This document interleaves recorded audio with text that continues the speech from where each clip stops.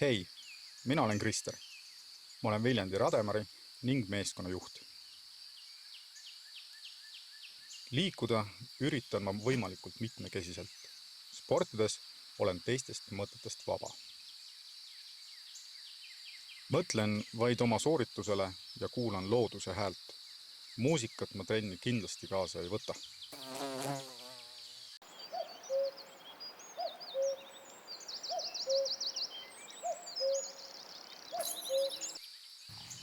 Oma spordipisiku sain külge lapsepõlvest, kui kasuisa innustas mind osalema Viljandi järve jooksul.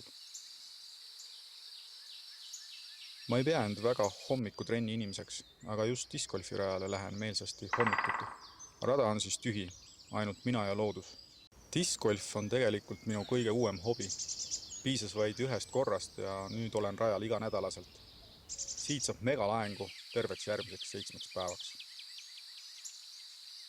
Liikumisel on minu elus väga suur roll.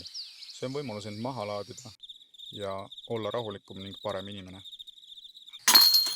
Rademaril on suur eesmärk panna terve Eesti liikuma. Suuresti on see ka minu missioon.